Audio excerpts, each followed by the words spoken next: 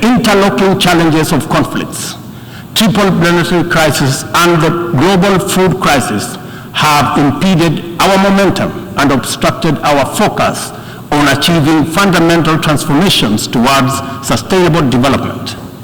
In the Horn of Africa region, severe drought and disruption of supply chains due to the COVID-19 pandemic, as well as the Russia-Ukraine conflict, have left us food insecure, and consequently, we have been constrained to repurpose our strategies to prioritize drought and famine relief, insulating education and from disruption, and improving social protection and healthcare systems to secure the well-being of our people.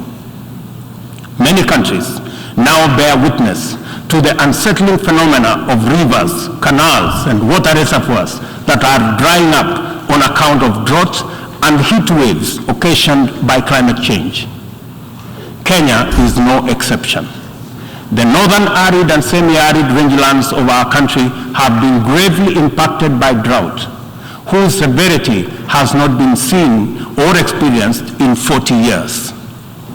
3.1 million residents of these atolls are now severely food insecure on account of scarce rainfall over 3 consecutive seasons, leading to poor crop and pasture.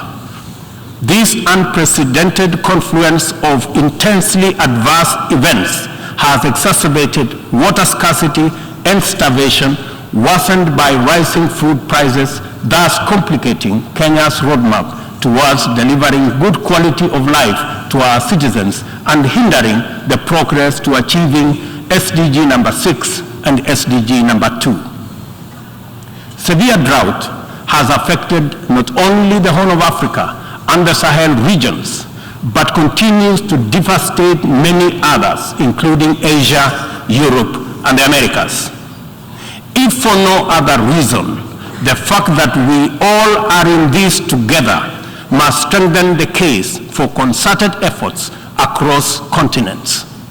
With this in mind, I call on member states and all relevant stakeholders to demonstrate strong political will and showcase effective cooperation by supporting the most affected countries financially, as well as through sharing land restoration and climate change adaptation technologies.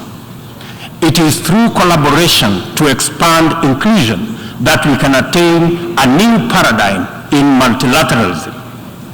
The latest report of the Intergovernmental Panel on Climate Change reminds us that we cannot afford to waste another moment debating the merits of doing something vis-a-vis doing nothing. It will soon be too late to reverse the course of events, and then even the best possible interventions will not suffice. As leaders, every day is an opportunity to expedite our efforts to confront the triple planetary crisis. It will be recalled that during the Stockholm Plus 15 meeting, which Kenya had the honor of co-hosting with Sweden, there was consensus from states on the need to act urgently in addressing environmental impacts. Given this agreement, it is deeply concerning that little progress has been made in respect of the needful actions.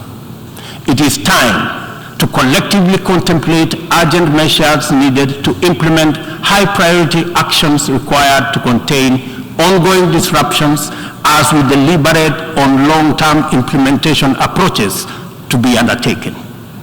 I fully agree with the Secretary General's memorable statement that, and I quote, "We have a rendezvous with a climate disaster," end of quote. I add that we must not be taken by surprise. If indeed forewarned is forearmed, this is our opportunity to mobilize with tremendous urgency and take action at once.